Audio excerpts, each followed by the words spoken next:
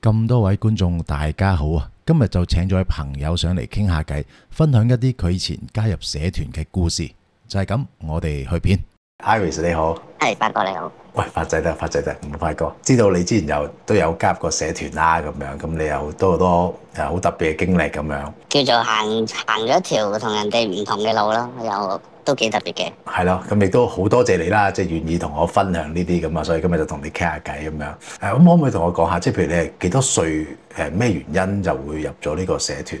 我應該係大概18歲嗰年，咁就機緣巧合識到一位大哥，咁我又當時冇乜嘢做，咁佢就隨口咁樣同我講，佢話咁不如過嚟我公司幫我做嘢啦，咁都係撳下電腦啫。咁其實當時我係未知係做咩嘅，咁咪見有份工翻，咁咪翻下咯。咁點知其實入到去咧，就係做賭嘅。做賭，但係邊類型噶？又唔可以叫做外圍，佢係做網上賭博嘅。咁就靠一啲手法去反而去賺翻外圍賭網嘅錢。係，我哋可能會有啲資訊啦，咁就令到我哋可以好快速咁知道當時嗰場波啊或者馬嘅狀態。咁我哋會有一個時差，叫時差啦，即係俾一啲外圍網去快，會嘅比外圍網嘅資訊快少少嘅。咁我哋就利用嗰段好短嘅時間去投注咯。意思係咪其實你係真係可以知道呢一場足球比賽係邊邊會贏？係咪咁嘅意思啊？咁佢啲賭盤就其實會有走地盤啦，即係即時盤啦。咁我哋就喺嗰個球場，即係唔同嘅國家、唔同嘅球場咧，我哋都會有人喺度嘅。咁佢哋就會即時同我哋用電話去報，之後可能我知道 A 隊佢已經入咗波啦，但係啲外圍嘅盤咧係未轉噶嘛，佢哋嘅消息比我哋慢啲。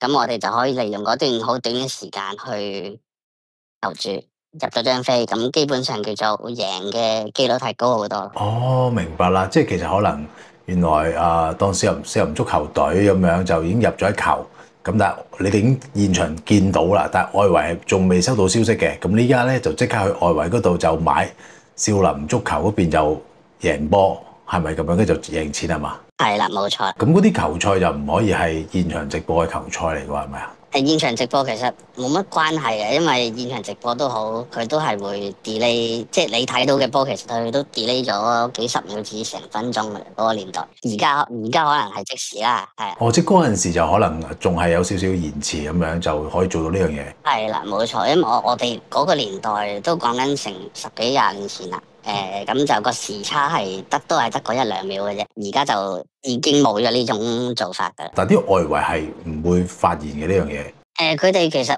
會發現㗎，所以會不停同唔同嘅莊家去攞啲 account 咯，外圍嘅 account。咁我哋就可以可能呢個莊發現咗我哋呢樣嘢，咁佢就會封咗我哋個 account，咁就去轉去另一個 account 度，有風險嘅其實都。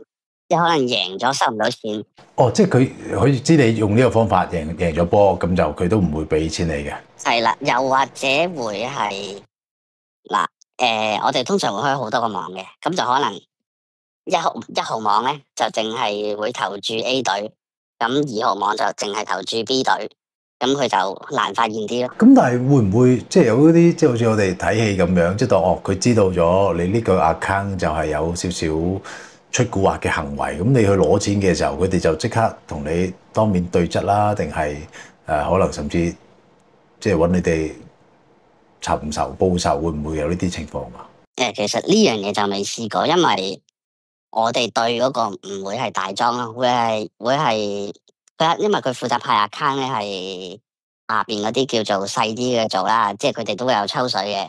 咁我哋贏錢，佢亦都有得抽水；我哋贏輸都好，佢都有得抽水。咁其實就對佢哋嚟講冇乜所謂。咁個風險喺邊？即係除咗個風險，除咗你話可能會收唔到錢咁樣啦，咁仲有冇其他風險啊？可能會俾佢 cut 晒我哋呢單咯。哦，cut單即係我哋投注咗落去，佢就會你贏幾多都好，佢同你全部取消晒佢。又或者可能你人為失誤啦，因為其實佢時差得1-2秒，你個專注力唔夠咧，你就會撳錯掣噶啦。所以我 OK，即係撳錯咗另外一隊咁樣啊，或者買錯咗啊嘛。或者可能會買遲咗咯。都有個趣事嘅，就係試過當時有個同事咧，就唔小心倒瀉咗罐可樂落個 keyboard 度。咁啲可樂會脹住有黏性啊嘛。咁就佢撳咗個掣投注之後啦，咁就個掣唔識彈翻上嚟，咁就係咁幫佢入飛入落去其中一隊嗰度。只不過好彩最尾嗰隊係贏咗嘅，如果唔係佢都會輸到好大鑊。哇！咁所以佢嗰場就變相就贏咗好多錢咯，係嘛？係啦，好彩嘅。咁你哋咁樣，譬如大約你有冇統計過你哋一晚咁樣可以賺到幾多錢㗎？我哋最初頭其實得10零個人嘅啫，嗰陣時。咁就每個人即係每一日其實都係要翻工翻幾粒鐘。咁就可能即係少極都有幾萬蚊㗎啦。哇！即係每日翻幾個鐘，然後賺幾萬蚊。咁但係你一個月可以開到幾多日工啊？每日都開。每日都開？係啊，每日都有得開㗎。即係其實因為外圍網係你想賭嘅嘢都會有得俾你賭，即係我哋唔會淨係限住足球咁樣賭，可能足球啊、籃球啊、棒球啊、冰上曲棍球啊都會賭嘅。冰上曲棍球，哇！佢已經去到咁偏㗎啦，原來定係其實唔偏㗎呢啲？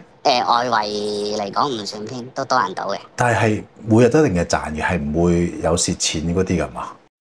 其實睇個人狀態啦，有啲人會可能輸少少，咁嗰日當收工咯。即係佢覺得自己精神狀態唔好，咁咪輸少少，你唔想做就收工，第二日再嚟過。但係就唔會話有啲咩責任要負翻嘅，即係如果今日輸錢咁，老細啊、大佬嗰啲唔會有啲咩責任㗎？唔會啊，因為公司同我哋對半嘅，即係其實因為我哋都叫做大機率贏啊嘛，只不過係可能你個人狀態唔好，又或者點，咁就嗰日輸少少就冇乜所謂，因為都係偏贏到㗎啦，大家都。即係條大數其實點都唔會蝕㗎啦，係咪？點都係賺緊，可能好多錢咁樣。係啦，冇錯，因為大家都係偏贏嘅，所以公司先夠膽同我哋對半分嘅。佢對半就係等你哋上心啲啦，係嘛？即係都重視呢樣嘢咁樣。係，同埋都要幫公司賺錢咯，叫做。我最記得我入去第一個禮拜叫做學嘢嗰陣時，有一日我唔知我自己唔夠瞓定係點樣，定係個心紅，叫做玩到紅咗啦。第一日即係第一個禮拜有一日我就輸咗12萬。其實當時嗰日已經好慌噶啦，個人，因為啱啱入去，其實我自己本身係冇錢嘅，我自己都諗緊，大鑊啦，條數我點找咧？我找唔到喎。咁跟住去到第二日照開工，咁嗰日就好彩贏翻13萬，咁我就即時收工啦。哇！即係所以其實你啱講一日賺幾萬係保守嘅啫，即係好似你啱嗰個，你係可以贏10幾萬都得嘅喎一日。有啲更誇張嗰啲叫師兄啦，佢又或者我哋叫佢黐線啲嘅，一日可能幾十萬至百幾萬咁樣。一日百幾萬，跟住咁佢對半咗，佢都有幾廿萬嘅喎。係啊，所以當時其實大家條數係好誇張。咁係咯，咁你可唔可以透露下你有冇計過自己試過一個月入邊最多加埋揾咗幾多錢啊？一個月我諗最多都因為我唔係叫做投注得大嘅人，咁我都揾到過百萬。哇，好誇張喎！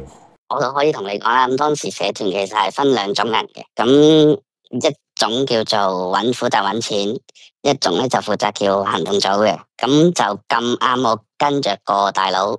佢就係負責揾錢嘅，佢唔係行動組嘅人，所以食友啊嗰啲嘢就完全唔使我哋去理嘅，咁淨係負責揾錢。咁當時其實有好多行動組嘅人見到我哋揾到咁多錢咧，都睇我哋好唔順眼啊，真嘅。但係佢哋又叫做同一個社團啦，就唔可以做啲咩咯。係咯，咁但係我想問下，咁點樣去分配邊啲人係行動組，邊啲人係你呢個揾錢組係點樣分配？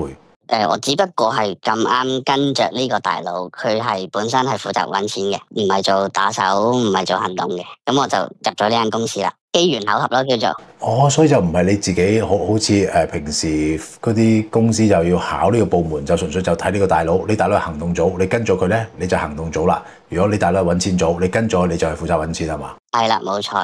咁但係你跟大佬之前係有冇得問一問嘅？即係可唔可以？我跟你都得，但係你係行動組定揾錢組啊？咁樣，如果佢話行動組咁，我就唔跟，即係冇呢啲嘅，你係跟咗先知噶嘛？其實我當時就係叫跟咗先知，因為我未參加，即係叫做未入社團之前，我係完全冇乜點接觸過佢哋，即係呢啲真正嘅黑社會咯，叫做。因為即係可能平時即係細個，就算你壞極都好，你接觸到嗰啲街童，最多叫古惑仔嘅，咁就未必會係真正揾錢嘅黑社會咯。係咯，你啲真係食大茶飯噶嘛？你講緊你一日係揾緊十幾廿萬啊，即係誇張係揾緊百幾萬噶嘛？咁我想問，咁其實我想聽落去，你呢個某程度你都係賺緊啲外圍錢噶嘛？咁其實你係又係匿埋嘅喎，咁係咪可以話嚴格上嚟講係唔會有風險咧？即係除咗你啱講嗰啲會收唔到錢啦，但係其實警察係唔會揾到你哋噶嘛？我可以講就話，警察亦都會知道有我哋嘅存在，亦都知道我哋個竇喺邊度做嘢，即係邊度開工。咁但係就算佢上到嚟我哋度，去叫掃我哋冚我哋都好啦，佢唔會揾到任何告到我哋嘅嘢咯，最多可以告我哋叫聚到嘅啫，因為我哋完全冇現金喺公司嘅，全部淨係得電腦，好似一間網吧咁樣。其實係咯，同埋嚴格嚟講，你又我唔係好熟呢個法律啦，但係你就好似你又冇做任何嘢，你好似又咪叫做最多叫賭外圍啊嘛，因為你又唔係做咗其他嘢啊嘛，感覺上就係。係啊，冇錯，我哋淨係，所以佢告唔到我哋，亦都係呢一點，所以我哋之前係完全乜事都冇嘅。但係警察係真係有上過嚟冚檔啊嗰啲嘅。警察冇上過嚟我哋度冚檔，但係我要講白少少啦，即係反黑組啊、O.K. 啊嗰啲，點都會同啲大佬有溝通有聯絡噶啦。哦，即係就知道有啲咁嘅嘢啦，咁但係都知道就捉咗你哋都做唔到啲咩咁樣。係啦，冇錯啦，因為就算以前我哋都會有律師去同我哋開會話，如果真係有警察嚟到，我哋要點做點做。但係我哋完全冇現金喺度，呢樣嘢就真係令到佢哋叫無可奈何咯。即係佢仲會請埋律師同你哋培訓係嘛？係啊，會間唔中同律師開下會傾下偈咁樣，叫聽下佢講嘢。即係有啲嗰啲在職講座咁樣。係啦係啦。咁你做咗幾耐咧？我好似做到廿三四歲到，咁就開始真係，因為個科技原因，科技實在太發達啦，啲時差已經去到變到冇啦，咁就大家都開始係咁輸。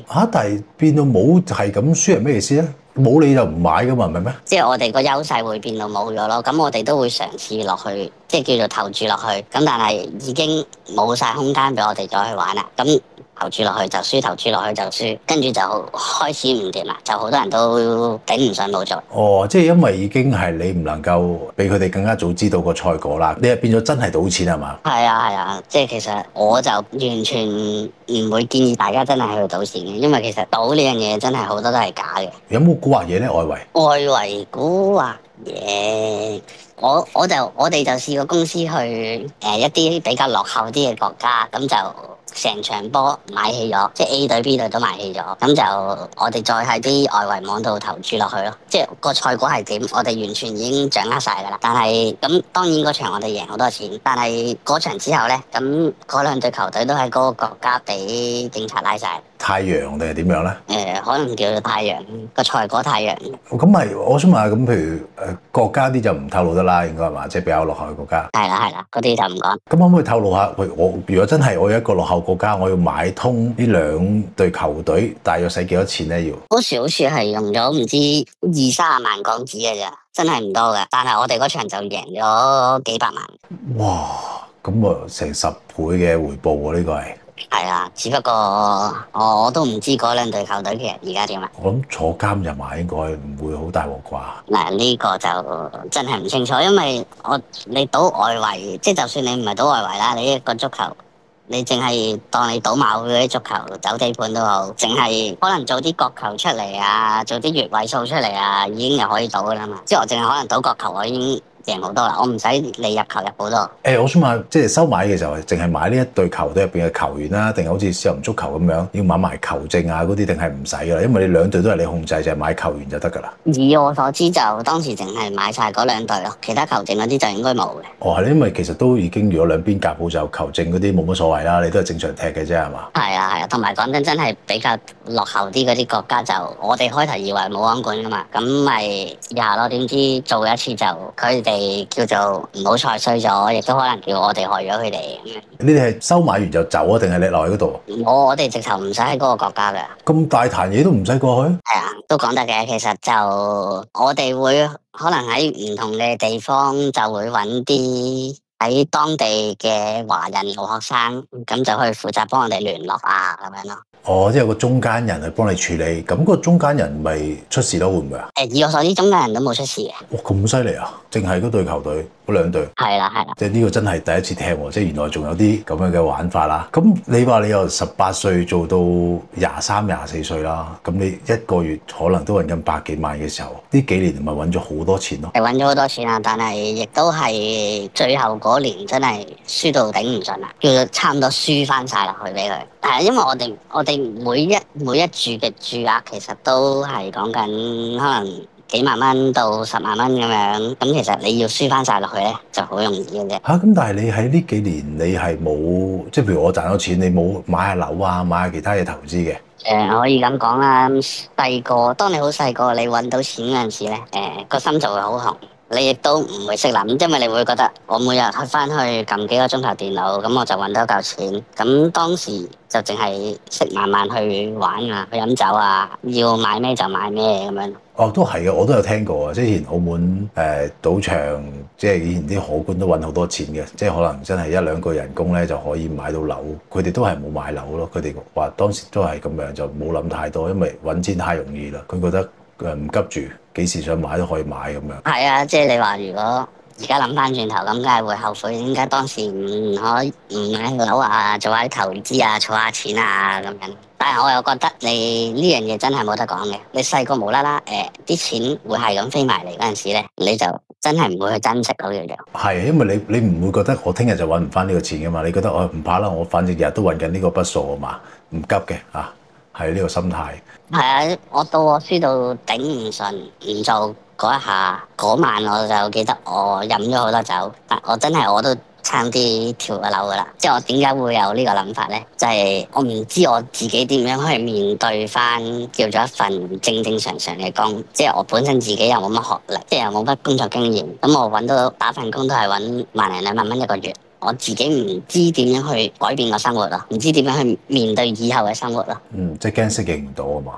係啊，因為揾錢太容易啦，以前即係嗰段時間，我唔知我點樣去面對翻呢樣嘢啦，亦都係面子問題咯，有呢樣嘢嘅。咁我想問，譬如你當你輸啦，你係輸晒啦，輸晒賺嘅錢啦，但係冇爭人錢咁樣嗰啲嘅？冇欠債嘅，淨係輸晒啫，淨係輸到自己真係乜都冇晒咁滯啦。係，因為我去到後尾嗰段時間係，其實因為你唔甘心啊，你真係會想用盡最後一分一毫去搏翻個世界翻嚟，即係可能好多賭徒都會有呢個心態。係，即係想翻身啊嘛。係啊，想搏一搏咯，叫做最後即係盡地一鋪噶啦。咁但係都輸晒，只可以接受現實。咁亦都好慶幸當時仲有朋友叫做陪住喺我身邊啦，咁就冇俾我跳咗落去啦。哦，即係佢咁啱佢揾到你定係點樣？佢係陪我飲酒嘅，佢哋幾個。哦，即刻都傍住你啦，就唔俾你自己一個獨處咁樣。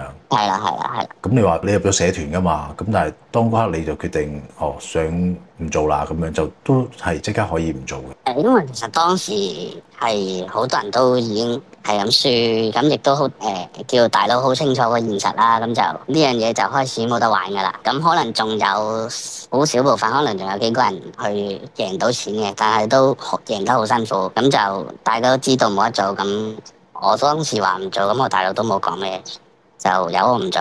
哦，就即係同平時翻工辭職一樣，就冇任何手尾咁樣。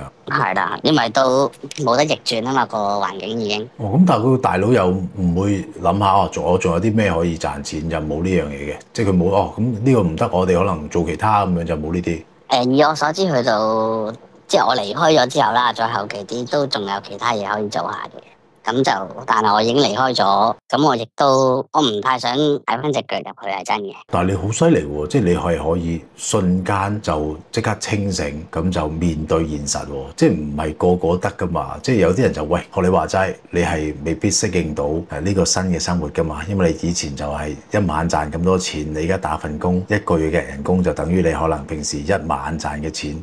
即係佢有啲人就可能佢會諗，哇！我要諗下有啲咩方法東山再起哦。即係如果大佬仲有其他機會揾到錢嘅話，我都會再跟住佢做噶嘛。但係你竟然可以係咁決斷，就直接辭職，然後出嚟做翻普通人，呢個都好難。可能係因為我叫做翻個普通人之後，打翻一份普通嘅工作，咁我就會覺得其實打份工都幾舒服、幾安穩，令到個人輕鬆啲啊。因為其實我哋就算即係我哋以前係揾好多錢都好，但係我可以同你講啦，咁我哋每日淨係翻幾個鐘頭工，係揾好多錢，但係嗰幾個鐘頭內咧個精神係好繃緊嘅，因為我哋每一分每一秒都要睇到實、聽到實，因為唔可以有出錯，一出錯你就會輸錢嘅。咁就令到當時其實係就算揾再多嘅錢都好，我夜晚係瞓唔到覺咁滯。就算我瞓到覺，我瞓一兩個鐘頭，我就會扎醒，我全身出晒汗，好辛苦嘅。即係嗰個叫做情緒都有問題係嘛？精神壓力好大咯，亦都會當時係好依賴咗飲酒，令到自己好醉先瞓到覺。其實真係唔係話即係人哋見到我哋可能會覺得即係我覺得你行動組嗰邊可能見到我哋呢邊揾錢嘅會覺得你班人你一日翻幾個鐘頭工，撳下電腦就有錢收，唔使叫做出嚟打生打死啊，或者呢樣嗰樣。咁但係我哋大家嘅精神狀態係好繃緊，呢個係佢哋唔會知咯。咁但係你哋點解會有交流嘅？即係你哋係咩情況下會見到面㗎？其實你平時出去飲酒啊，或者講真，你入得社團就會有好多應酬噶啦。即係可能平時會喺酒吧又會見到啦，咁有啲大人物嘅紅白義士又會見到啦，咁樣其實好多嘅。即係你問我嗰幾年去得最多嘅地方就係兩個咯，一係酒樓，一係就殯儀館。咁我想再問多少咁，譬如你入咗社團呢段時間，即係你除咗就係幫佢即係叫做賭呢一 part 啦，咁其實真係冇唔使打交啊，其他乜都唔使做嘅。唔使啦，我哋其實分得幾清嘅，咁亦都係可能有啲兄弟或者有啲叫同事啦，咁佢哋想揾多啲嘅，佢哋又或者真係可能有一個想威嘅心態，咁就兩邊都做。哦，可以咁樣嘅，點樣去？咁我譬如我學你話齋，我依家個大佬係揾錢組，咁佢點樣去做行動組嘅嘢啊？其實你可以唔係淨係跟一個大佬嘅，你可以跟2個、3個咁樣叫做分幾份咯。可以咁樣嘅咩？可以嘅，咁都當然要個大佬係欣賞你啦。即係我係同事咁樣，有幾個部門咁樣，或者幾間唔同嘅公司咁樣都可以，即係 part time 咁樣。可以。但係你就冇啦，你係淨係做賭呢一 part 啦，係嘛？冇錯啦，我自己就好抗拒毒品呢樣嘢咯，會叫做，因為我可能見得太多啦，真係好多人會吸毒吸到傾家蕩產，我亦都唔希望啲人走去吸毒係真嘅呢個。你問我有冇吸過毒？我有吸過毒，我有試過，我咩都試過玩過，咁但係我覺得呢樣嘢真係唔係一件好嘅嘢嚟嘅。但係你冇上癮嘅？我冇癮嘅呢樣嘢就。哇，咁好犀利喎！呢個骨骼精奇。我覺得可能關人嘅體質事啫，呢樣嘢就，即係好似你話而家好興嗰啲咩太空油又好，乜都好啦。我真係勸人哋唔好食啦。我覺得一個人你可以點曳點壞，都可能會你都會經歷到，但係就盡量唔好去掂呢啲嘢，真係會害你一世。因為我哋以前有啲同事就係佢揾好多錢，佢亦都好中意吸毒，咁就佢揾極都唔夠佢吸毒嗰份錢，去找嗰條數。佢揾得唔夠多，唔夠勤力。佢揾好多，但係完全找唔到啲數，因為佢食得太勁，太大食。係啦。咁我最後想問多樣。即係譬如好似你啱話如果大佬係行動組，咁佢就一定做行動組啦。咁行動組係點樣揾錢咧？行動組就係靠去同人哋打交劈友揾錢啊嘛。可能啲大嘅收到錢啊，或者收到打要打邊度打邊個，咁咪揾啲細嘅去做啦。咁啲大嘅一定唔會同你去埋身肉搏噶嘛。哦，即係就係收錢做嘢啦，咁啊俾啲細咁樣佢做住。係啦。如果分得咁開，譬如行動組就負責做打手，咁揾錢組就揾錢啦。我想問一個好似好白痴嘅問題，但係我有少少好奇就係，咁如果揾錢組俾人打咧，咁佢係咪就都係要揾行動組，定係自己可以去打人咁樣嘅？你啲細嘅幫你做就冇問題噶啦，或者你啲細唔做，咁啲大嘅大家實有交流噶啦，即係就算呢個同嗰個唔啱都好，你開到聲佢都急住要幫一幫你。哦，即係其實都係可能最後就揾翻行動組啦嘛，會唔會話譬如我入咗嚟，我係揾錢組嘅，咁我揾錢咯，咁今日大佬話要打交喎，唔得喎，我係揾錢嘅啫，我唔打交喎，即係可唔可以咁樣講㗎？可以拒絕㗎，可以唔參與呢啲活動我哋，因為我哋嗰陣時可能亦都有試過有其他大佬可能揾我哋大佬話幫手吹雞啊咁嗰啲，我哋係可以拒絕嘅。拒絕係要點樣講咧？其實就咁樣講可能好兒戲啦，其實就係大家報名邊個去咪舉手，想去咪去，你唔想去咪唔去咯，即係唔會逼你去。哦嚇喎，咁幾好喎，即係個大佬又唔會驚冇面喎，即係好似吹雞吹唔響咁樣，佢又唔會逼大家。喂，即係我唔話咩，當然唔係鼓勵大家入社團啦，但係我純粹覺得，即係你正常翻工都冇得俾你揀做唔做噶嘛啲嘢，即係個阿頭掉到埋嚟你就做噶啦嘛。但係你哋反而有得揀，我覺得呢樣嘢好神奇。叫做咁好彩跟咗個都算，即係黑社會一定係唔係好人噶啦。其實就咁，但係只不過叫咁好彩跟咗呢個大佬係比較好啦，亦都比較開通，咁就好多嘢都我哋可以先咯。咁但係亦都可能其他部門嘅會好黑暗噶，真係你做錯嘢，大佬就打你噶啦。真係有家法㗎，所以其實唔係話個社團嘅規矩就係揾錢組就淨係揾錢，唔使打交，係純粹因為你個大佬好開通，亦都分得好開，可以容許你咁做嘅啫，係嘛？係啦，佢亦都係真係叫比較好，會保我哋啊咁樣，咁同埋亦都好老實，咁入得呢個圈子，咁大家都係想揾錢啫。咁你當時你揾錢揾得多嘅，咁實個個都冇責任㗎。咁啊係喎，即係可能你反正雖然你哋唔打交，但係你哋幫佢講緊一晚最少揾緊幾萬嘅，多嘅可能揾緊幾十萬、100萬，咁佢都唔會對你做啲咩啦，係嘛？因為你哋嚴格嚟講就係一隻會識生金蛋嘅雞啊嘛。係啊，你諗下我哋一人。即係好揾嗰陣時，一人最少每日求其翻去撳下，咁就幾萬啦叫做。咁你公司就自然係幾百甚至1000萬咁樣去有咁嘅收入咯，叫做公司會有。哇！估唔到喎，同埋即係我哋以前細個睇戲啊嘛，都係睇古惑仔嗰啲啊，即係感覺就係打打殺殺啦，好似好危險咁樣。但係我而家就咁聽你講啊，當然都係嗰句，唔係建議大家做呢啲嘢。但係你呢份工係相對好安穩，同埋個收入係好可觀嘅喎，即係又好似又學你話齋又冇咩事嘅喎，啊警察又做唔到啲咩，咁又唔使打交又。即係基本上係超穩定喎，叫做比較好啲嘅，咁一定好過你話去行動組啊，或者撈毒嗰啲噶，因為你毒品一衰就真係十碌八碌或者十幾碌噶啦，咁就走唔甩噶啦。係咯，同埋即係再衰啲講句，即係你亦都係揾緊外圍嘅錢啫嘛，即係嗰件事又有俾人感覺好似又冇毒品啊嗰啲咁差嘅喎。亦都冇乜叫做去賺啲普通人嘅錢添，去賺翻啲即係叫唔叫黑嘅黑咧？咁我亦都唔知可唔可以咁講啊？有少少呢種感覺咯，係咯。因為其實所謂嘅外圍就係我哋去投注啲外國嘅投注公司，咁嗰啲投注公司喺當地係唔犯法噶嘛，係合法噶嘛，只不過香港去賭就係好犯法咁解咯。哦，即係嗰啲外圍公司其實係外國嘅，即係唔係香港。係啦，唔係香港嘅，因為你有陣時你即係可能好多人都會去睇波啦，咁其實每個球場側邊嗰啲 banner 都好，有啲投注網，咁嗰啲投注網喺當地係合法噶嘛，只不過你喺香港去賭去就唔合法咯，叫做賭外圍咯。哦，原來係咁喎，明啦。哦，咁又真係唔知算唔算黑吃黑啦，係嘛？佢當地佢又係。亦都咁講啊！一場球賽又或者可以俾你賭嘅嘢，都咁多投注公司去贊助嗰陣時，你就可以諗到其實嗰場波會真定假咯。你問我10場波9場假。OK， 即係因為其實我以前都有聽過喎，咁我都唔知真定假，我都冇辦法求證嗰件事係點樣。佢就有講其實就係啲人會點樣知道呢場波邊度會贏啊？佢就都係睇翻嗰啲外圍嘅莊家，咁就佢啲莊家佢都係噶嘛，佢會收咗人哋嗰啲賭盤。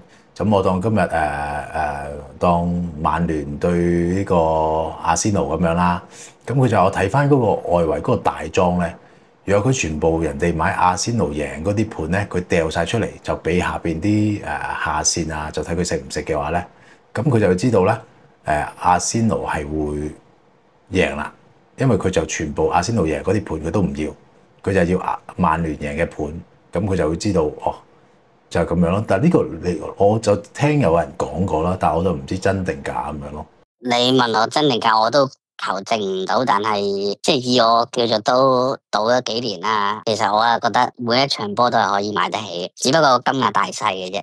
哦，咁啊係嘅，即係可能有句説話就每個人都有個價啦，咁樣係嘛？即係可能你真係俾得到呢個錢，而佢又覺得係安全嘅唔會之後有啲咩事發生，咁可能佢都係願意去同你達成呢個交易啊。係啊，我會咁睇咯，所以我係1蚊都唔會賭嘅，即係除咗嗰陣，即係當時除咗工作之外，我係1蚊都唔賭嘅。我亦都係好抗拒去賭錢，因為我覺得係假啦，太容易去做一場假嘅波出嚟。因為就算你賽車啊嗰啲都有得賭嘅，我嗰啲我都覺得好假嘅。都唔出奇，你打拳都係啦，打拳都有啲都有打假拳啊，或者啲夾埋乜假拳都夾埋做戲嘅。之前泰神啊打嗰個咩 Jake Paul 啲都係咁樣。係啊，我覺得總之其實有得俾你賭嘅，但係總之我勸人就唔好賭啦，非必要都唔好去行我呢條路咯，唔易行噶。即係睇落去風光，但係可能你會承受住好多嘢，承受住好多壓力啊，都令到你精神狀態好差咁樣。咁但係你依家就冇話嗰啲症狀啊嘛？之前話咩瞓唔到啊嗰啲，係咪而家就好翻㗎啦？冇啦，過咗咁多年啦，做翻個普通人啦。哦，OK，哇！咁但係又即係其實我唔知咁講啱唔啱，即係感覺上你呢幾年社團生活咧，即係當然你內心啦，或者你經歷啦，都有大起大落啦，就同我哋一般幻想嘅社團生活又有啲唔同喎，即係可唔可以算係都叫做幾安全咧、平穩咧？起碼大部分嘅時間。我做嗰一範就比較安全，就真係冇乜風險噶啦。咁做其他嘢就真係風險好大啦。我唔知係我自己抗拒定咩啦，都可能我懶啦，我唔想做咁多嘢咯。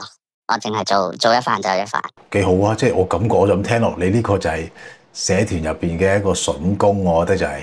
幾好都好啦，即係聽到呢一段對話嘅人，亦都可能啲小朋友啊，我唔建議佢哋入社團，真係唔係個個咁好彩，你會有一個好大佬嘅，即係可能你跟住一個差嘅大佬，佢脾氣差嘅，佢真係就打啲細啊，或者個細做錯咩事，真係就打啦，打到豬頭咁樣啦，慘過俾外人打噶。哦，即係你有見過呢啲嘅？係啦，我哋會見過噶，真係可能個細嘅一做錯嘢，就叫佢翻公司揾其他兄弟去打佢，打到佢瞓低，有噶，你唔會真係咁好彩有個好大佬啊，同埋有呢個社會上有幾多個好大佬啊，好少嘅。係咪就即係嗰啲咩家法事後嗰啲啊？係啊，真係有呢樣嘢噶，真係慘過俾外人打啦。我哋見到佢冇噶，真係叫做你做錯嘢就要扎棍就去翻去公司就係有人打你噶啦，其他兄弟就打你噶啦。同埋講真，所謂你嗰啲社團兄弟，唔通真係親兄弟咩？唔會同你有感情噶嘛？大家都係可能即係你後生嘅，你會為咗搵錢，為咗要威要成，大佬叫你做咩你就做咩噶啦。哦，係咯，咁唔通真係大佬叫你打你唔喐手啊？都唔會咯。哦，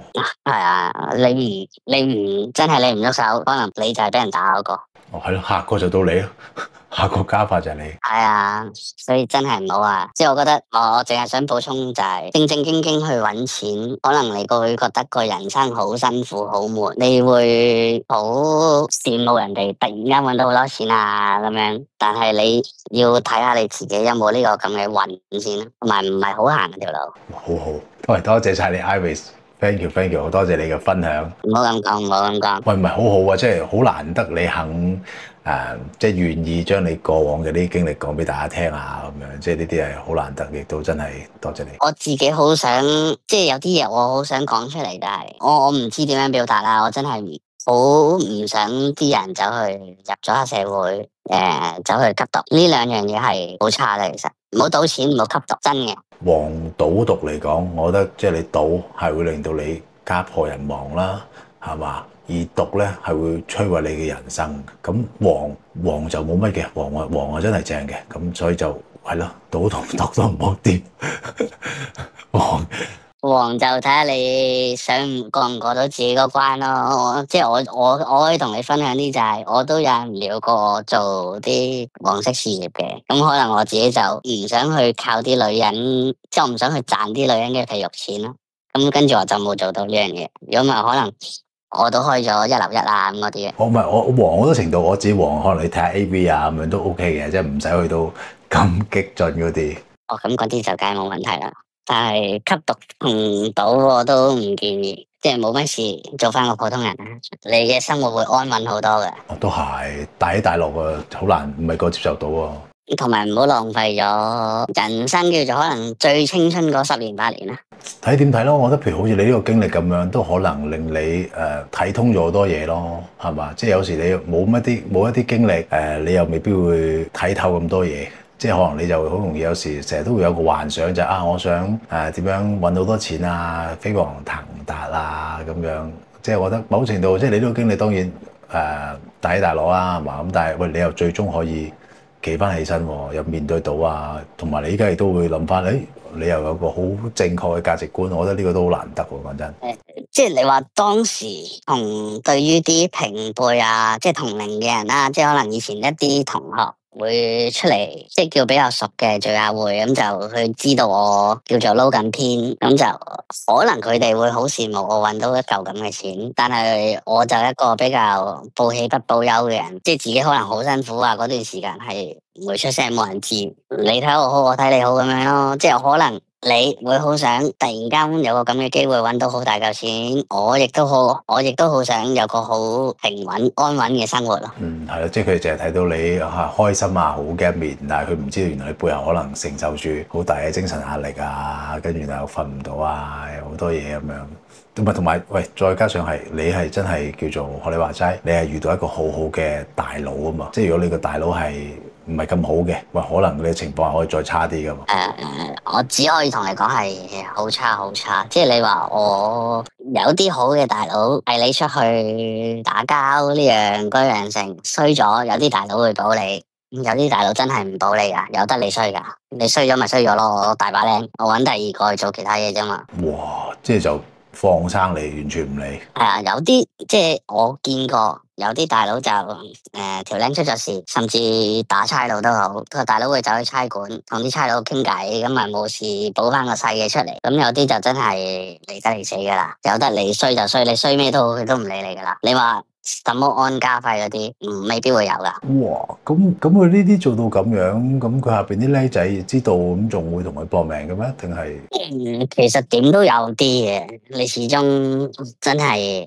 多點講咧，可能收啲街童咯，佢哋中意。可能佢哋想上位係嘛，佢哋冇覺得自己唔會衰嘅，你衰啫係嘛，可能我唔衰咪得咯咁樣係嘛。同埋好老實講啦，你收咗幾條僆就叫做小頭目噶啦，所以就會覺得我係大噶啦，咁我就可以出去廿文廿武做呢樣做嗰樣。但係個世界唔係會，個世界真係唔係咁簡單咯。你出去打真係可能會出事啊！你無啦啦你俾人打到個頭一下就冇咗噶啦。係咯，同埋香港都唔係講笑噶嘛，香港啲人都真係就立刀又成啊，都好多呢情況噶嘛。我唔計你黐唔黐線，你一個人可能你俾人逼到埋牆角，你就會反咬噶啦，可能有咩就立咩噶啦，打翻轉頭又好，乜都好。你問我有冇打交，我當然都有試過打交啦，我都會曳嘅。咁但係嗰啲真係叫曳咯，試過就算啦。哦，你嗰啲即係自己同人嘈交啊，嗌霎嗰啲人啊？自己飲醉酒同人嗌霎，咁呢啲就一定有噶啦。但係就唔好因為唔好為咗去上位去做呢啲嘢咯。幾時上得到你啊？哇！呢句好好喎，係咯，個個都係咁樣嘅時候，幾時輪到你啊嘛？係啊，真係除非你搵到好多錢，即係呢個世界就係正常人嘅世界同埋社團嘅世界都好，都係講錢嘅啫嘛。你搵到好多錢，你成日都上位噶。你淨係靠拳頭，個個人都有拳頭噶啦。你要講打得，好多人都去操拳啊，去練呢樣練嗰樣噶，即係唔會咁易輪到你咯。同正常返工一樣咯，係嘛？即係一個位有好多人爭緊咯，即係你好努力，其他人可能比你都更加努力咁樣係嘛？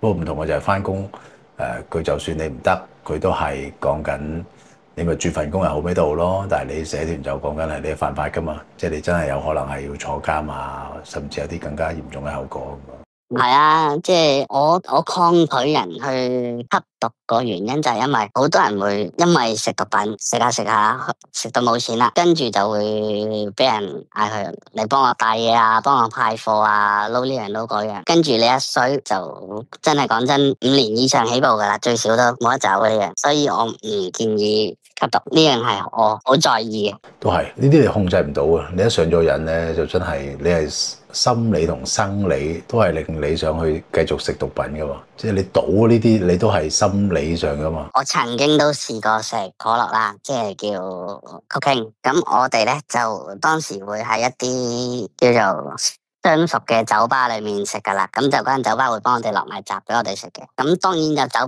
吧裏面咧有啲我哋唔識嘅，咁有啲女啦，咁佢有食過可樂，咁佢哋聞到個陣味咧，佢知道我哋食可樂咧，就會坐埋嚟我哋隔籬。即係你我講衰啲咁講，會直頭好似一隻狗咁樣望住個主人幾時俾嘢佢食。即係你就算你俾一啖兩啖佢食都好，佢都肯食。又或者你肯俾佢食嘅，佢做乜都得，跟你翻屋企乜都得。呢樣嘢真係害死人。咁你有冇？我有冇咩？有冇試過就係俾佢哋食然後用呢樣嘢嚟溝女？係。嗱，我自己本身就冇人嘅，咁佢哋其實坐到埋嚟咧，我自己就覺得咁是但啦，你都咁樣，你咪食咯。但係我就冇話帶佢哋走咁樣。其實因為我當時已經有個感覺係覺得佢哋好慘，點解會因為為咗食呢樣嘢而搞到叫做咁卑微，連自尊都冇埋？但無可奈何呢樣嘢可能對佢哋嚟講真係好大吸引力。係好貴㗎，哇！幾錢啊？其實嗰個 cocaine，即係譬如我食一次咁，大約係使幾錢啊？當年我即係可能我咁樣，我一個人食一個人食一晚，已經係講緊幾千或者過萬㗎，即係一個人嘅份量。哇，好貴喎！佢食完唔會令到你有幻覺，唔會令到你開心，佢只不過會令到你想繼續追住落去食，佢會有呢個感覺俾到你，跟住你就會係咁食啦。佢唔會佢唔會令你開心嘅。吓？咁搞笑咁，即係佢就純粹你食完就會好想繼續食，但係你冇任何感覺啊？係啊，你會吞口水啊，真係冇任何感覺噶。但係冇迷幻啊，乜都冇嘅。冇迷幻嘅。哇，咁好唔抵啫喎呢個。但係無可奈何，佢就係叫做佢係最貴嘅毒品，亦都係害得最多人嘅毒品。因為你真係就算我係一個可以隨時話唔食就唔食嘅人都好，即係如果我嗰晚我食咗一啖，我都會想追住落去食咯。但係過咗嗰晚之後咧，我就冇癮。可能我體質比較獨特啦，但係其他人就會好想食咯，即係一聞到嗰陣味就想食噶啦。你都好犀利喎！你竟然可以冇癮，呢下犀利喎！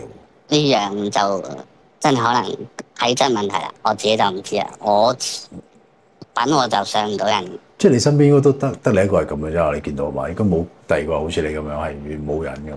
都有嘅，即係當初點解會去食第一啖，其實都係因為跟住啲大嘅啫。佢哋食我咪試下咯，你都冇得唔食噶，佢哋懟到埋嚟，係咪先？即係叫做慶幸我係唔會上癮嘅人咯。係咯，如果唔係你都應該難搞噶咯。係啊，即係我係嗰啲你俾支煙我食下算數啦咁樣。哇，好犀利嘅真係，你真係骨骼精奇喎！即係你喺社團，你又叫做做緊一樣都叫比較安全啦，又穩定嘅工作啦，咁仲要係個收入勁可觀。跟住你食毒品，你又好彩冇上癮，所以你都真係神奇喎！呢個經歷，好特別嘅經歷咯，叫做係咯，即係算唔算叫做可以最後全身而退啊嘛？即係你要風光過，然後我全身而退咁樣，呢個都好勁。咁我係全身而退嘅，即係我而家亦都冇聯絡以前識嗰啲人啊。可能又真係再加上你嗰個工作係相對冇太多嘢，好深入咁樣去牽連到嗰啲社團啊或者其他恩怨咯。可能你就真係學你話齋揾錢做，你就真係其實好似返緊份工，你就正正經經咁樣揾錢啊咁樣。係啊，叫文書工作咯，我哋 I T 部係啦 ，I T 部嘅係啊，文員啊 ，I T 部哇，係咯，即係好神奇呢個。再次多謝 Iris 嘅分享，都多謝大家睇晒呢條片，下次有緣再見，拜。